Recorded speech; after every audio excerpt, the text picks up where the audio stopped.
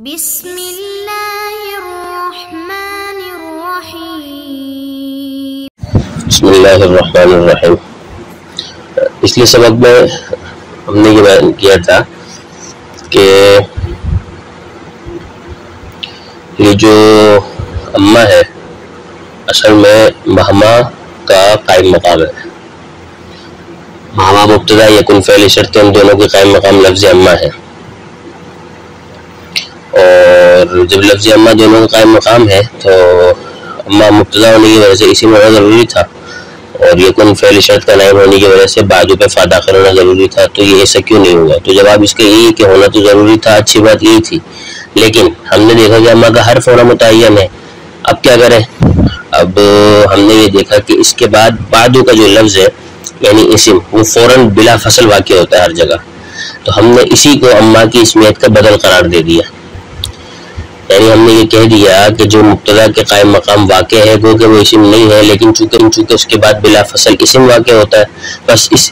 لسوق اسم، اس الحاق اسم، اس اتصال اسم کی وجہ سے اس میں اسمیت کی بو آ گئی ہے۔ اب جب اس میں اسمیت کی بو آ گئی ہے تو لہٰذا اس کو مبتدا یعنی مہما کے قائم مقام قرار دینے میں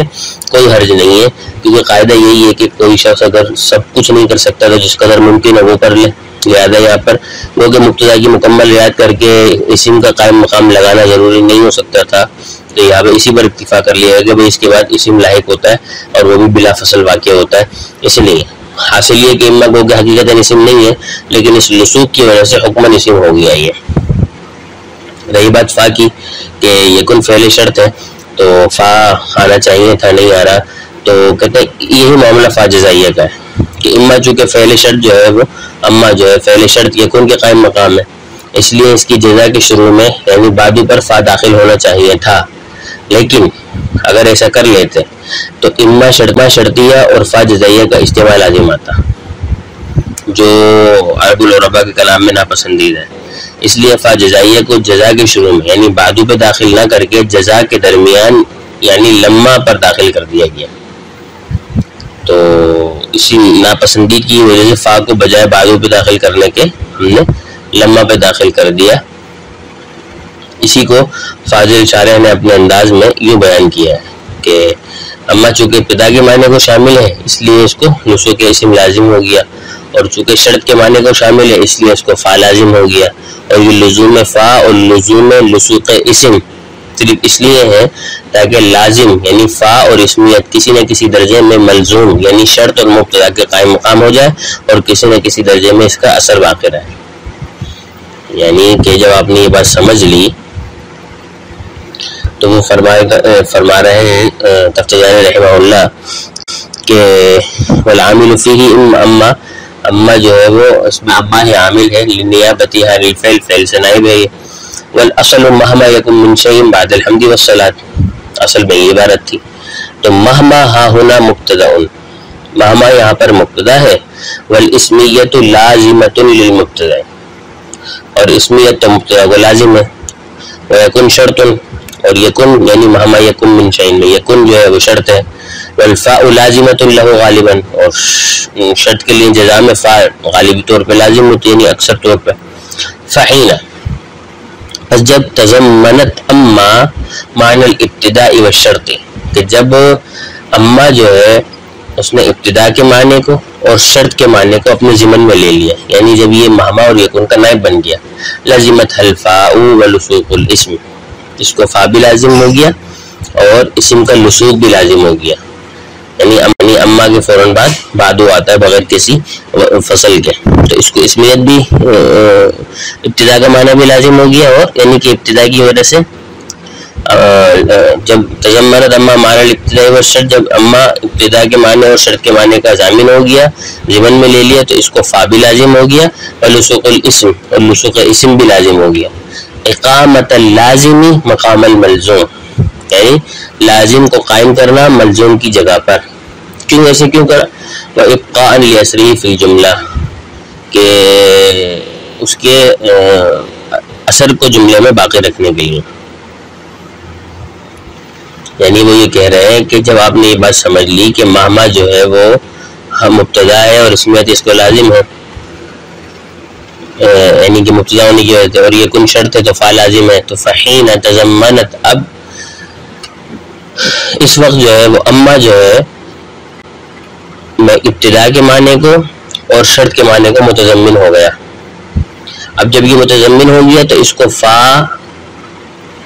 یعنی کہ اس کو پھر یہ ابتدا والا بھی لازم ہوگا اور شرط والا معنی بھی اس کو لازم ہوگا۔ تو اب جب ابتدا اور شرط کا معنی کو متضمن ہوگا یہ تو لازمت الفاء ولسوق الاسم، تو اس کو فا بھی لازم ہوگی اور لسوق اسم یعنی اس کے فوراً بعد بعدو کا لفظ، بعدو کا اسم معنی، یہ بھی اس کو لازم ہو گیا۔ کیوں؟ اقامت اللازمی مقام الملزوم، لازم کو ملزوم کے قائم مقام کرتے ہوئے، وابقاء لاثره فی الجملہ، اور اس کے اثر کو کچھ نہ کچھ باقی رکھتے ہوئے، اسی وجہ سے یہاں پر جو ہے وہ اما بعدو آیا ہے۔ تو یہ تھا سبق کا ہمارا بقیہ حصہ، تھوڑا سا مشکل ہے تو میں اس لیے اس کو تھوڑا سا اور آسان کر کے بیان کر دیتا ہوں تاکہ پریشانی نہ رہے۔ بات دراصل یہ ہے کہ سوال یہ وارد ہو رہا ہے کہ اما جو ہے وہ مبتدا ہونا چاہیے تھا، یعنی کہ ماما مبتدا قائم مقام ہے تو اسم ہونا چاہیے تھا لیکن حرف ہے، اور شرط والا معنی ہے تو فا یعنی کہ بعدو پہ فا آنی چاہیے تھی لیکن نہیں آ رہی۔ تو اس کا جواب یہ دے رہے ہیں کہ بھائی اس لیے نہیں ہے کہ اس میں لسوق اسم کی وجہ سے اس کو ہم نے حکمی طور پہ اسم قرار دے دیا، حقیقی نہیں ہے لیکن چلو حکمی طور پر صحیح ہے، تفصیل ہم نے بیان کر دی اس کی۔ اور رہی بات فا کی، تو چونکہ جو ہے وہ یہ یکن ہے تو اس کا قائم مقام اما ہے، اس لیے اس کی جگہ کے شروع میں فا داخل ہونا چاہیے تھا، لیکن اگر ہم فا داخل کر دیتے تو اما شرطیہ اور فا جزائیہ ان دونوں کا استعمال لازم آ جاتا جو عرب العربا کے کلام میں ناپسندیدہ ہے، اس لیے بجائے فا کو یہاں داخل کرنے کے ہم نے جزا کے درمیان یعنی لمحہ میں داخل کر دیا۔ تو اسی کو فاضل شارح نے یوں بیان کیا ہے کہ اما چونکہ ابتدا کے معنی کو شامل ہے اس لیے اس کو لسوق اسم لازم ہو گیا، اور چونکہ شرط کے معنی کو شامل ہے اس لیے اس کو فا لازم ہو گیا، اور یہ لزوم فا اور لزوم لسوق اسم صرف اس لیے ہے تاکہ لازم یعنی فا اور اسمیت کسی نہ کسی درجے میں ملزوم یعنی شرط اور مبتدا کے قائم مقام ہو جائے اور کسی نہ کسی درجے میں اس کا اثر باقی رہے۔ اسی کو مصنف رحمہ اللہ نے اس کو اپنے انداز میں بیان کیا ہے۔ اس بات کو سمجھنے کے بعد آگے فرماتے ہیں تفتزانی رحمہ اللہ صاحب تلخیص المفتاح کے فلما کے جواب، فلما کی تفسیر میں تشریح میں کہ فلما یعنی صاحب تلخیص المفتاح بعد ہم صلاۃ کے اپنی بات شروع کر رہے ہیں، تو فلما کی پہلے وہ 2-3 باتیں کریں گے، اس کے بعد پھر آگے بیان کریں گے۔ تفتزانی رحمہ اللہ نے فرمایا ہوا ظرف، کہ یہ لمحہ جو ہے وہ ظرف ہے، یہاں پہ بمعنی اس کے معنی میں ہے یستعمل استعمال الشرطی، اور استعمال کیا جاتا ہے شرط والا استعمال جس کے ساتھ فعل ماضی لفظی یا معنوی طور پہ ملا ہوا ہوتا ہے۔ تو یہاں شاعر نے لمحہ کے بارے میں 3 باتیں ذکر کی ہیں۔ پہلی بات تو یہ بیان کری ہے کہ لمحہ ظرف زمان کے لیے ہے، دوسری بات کی ذکر کی ہے کہ اس کے معنی میں ہے، شرط کی طرح استعمال ہو رہا ہے، اور تیسری بات کی ہے کہ اس کے متصل فعل ماضی ہوتا ہے چاہے وہ لفظی ہو یا حکمی ہو۔ لمحہ ظرف زمان کے لیے یہ پہلی بات ہے۔ اس کی تفصیل یہ ہے کہ جو لمحہ ظرف زمان ہوتا ہے یہ اس وقت واقع ہوتا ہے جب دو ایسے جملوں پر داخل ہو جن میں سے پہلا جملہ شرط اور دوسرا جملہ جزا بننے کی صلاحیت رکھتا ہو۔ تو جب 2 ایسے جملوں پہ داخل ہوگا جن میں سے پہلا جملہ شرط اور دوسرا جملہ جزا بننے کی صلاحیت رکھتا ہے تو اس صورت میں لمحہ ظرف زمان ہوگا۔ جیسے اگر کوئی کسی دوست سے پوچھے بھائی کب جائے گا تو کہے گا جب تو جائے گا، یعنی کہ لمحہ تذهب اذهب، جب تو جائے گا میں جاؤں گا۔ اب یہاں پر لمحہ شرط کا معنی یعنی کہ ظرف زمان، جس زمانے میں تو جائے گا اس زمانے میں میں جاؤں گا۔ تو لفظ لمحہ کے ظرف زمان بننے کے لیے ضروری ہے کہ 2 ایسے جملوں پہ داخل ہو کہ پہلا جملہ شرط اور دوسرا جملہ جزا بننے کی صلاحیت رکھتا ہو، تب یہ لمحہ ظرف زمان ہوگا۔ اگر ایسا نہیں ہے تو اس کا مطلب یہ ہے کہ پھر یہ زمان واقع نہیں ہو رہا، البتہ نفی ولم کے معنی میں ہو سکتا ہے کہ کسی سے کہا جائے کہ بھائی وہ فلاں بندہ شرمندہ ہو گیا تو کہا جائے کہ نہیں، اب اس کو شرافت شرمندہ ہونا کوئی نفع نہیں دے گا، یعنی کہ نفی ولم کے معنی میں ہو کہ کسی سے کہا کہ بھائی وہ فلاں بندہ نادم ہوتا اپنی بات پہ، تمہارے سامنے اس نے بات کی تھی نا وہ فلاں بندے کی، تو وہ نادم ہو رہا تھا، تو جواب میں کہا جائے اس کو بھائی اب اس کو کوئی فائدہ نہیں ہوئی، اس ندامت کی کوئی فائدہ نہیں ہوا اسے. تو جسے عربی میں اس کو یوں کہا جائے کہ ندم فلان ولما ينفع الندم، کہ فلاں نادم ہو رہا تھا، نادم ہوا جب اس کو ندامت کوئی فائدہ نہیں دیا اس کو. تو یہاں پر لما جو ہے وہ نفی ولم کے معنی میں. اسی طرح اگر ایسا نہیں ہو رہا جو ظرف زمان والی شرط ہے تو پھر وہ الا کے معنی میں ہوگا، جسے ان کو نفس لما علیہ حافظ، یہاں پر جو ہے وہ الا کے معنی میں. تو ظرف زمان بننے کے لیے ضروری ہے کہ دو ایسے جملے ہو، پہلا جملہ شرط اور دوسرا جملہ جزا بننے کی صلاحیت رکھتا ہو، یہاں پر یہی ہے. اور جو دوسری بات شارح نے کی ہے کہ اس کے معنی میں ہے، تو اس کی تفصیل یہ ہے کہ لما جو ہے وہ اذا کے معنی میں نہیں ہے، اس کے معنی میں. کیونکہ اس جو ہے وہ گزشتہ زمانے کے لیے ظرف واقع ہوتا ہے، تو لما بھی گزشتہ زمانے کے لیے ظرف واقع ہوتا ہے، جبکہ اذا جو ہے وہ آئندہ زمانے کے لیے ظرف واقع ہوتا ہے، جیسے اذا جاء نصر اللہ. تو جب لما اور اس کے درمیان یہ گونا ایک مناسبت پیدا ہو گئی کہ دونوں ہی گزشتہ زمانے کے لیے ظرف واقع ہوتے ہیں، تو لما کو اس کے معنی میں زیادہ اس کے معنی میں قرار دینا زیادہ مناسب ہے، بجائے اس کے اس کو اذا کے معنی میں لیا جائے. تو یہاں پر جو ہے لما اس کے معنی میں ہے. اور یستعمل استعمال شرط کا مطلب ہے کہ جس طرح اس شرط کے لیے استعمال ہوتا ہے، یعنی ایک چیز کو دوسری چیز پر زمانہ ماضی میں معلق کرنے کا فائدہ دیتا ہے، مشروط کرنے کا فائدہ دیتا ہے، اسی طرح لمبا بھی اسی معنی کے لیے استعمال ہوگا، یعنی گزشتہ زمانے میں مشروط کرنے کا فائدہ دے گا. اور شارح نے آگے جو ہے وہ تیسری بات کی ہے، جو انہوں نے کہا ہے کہ یلیہ فعل ماضی لفظا و مان، کہ یہ جو لما ظرف زمان ہوتا ہے اس کے معنی میں شرط والا معنی دیتا ہے، تو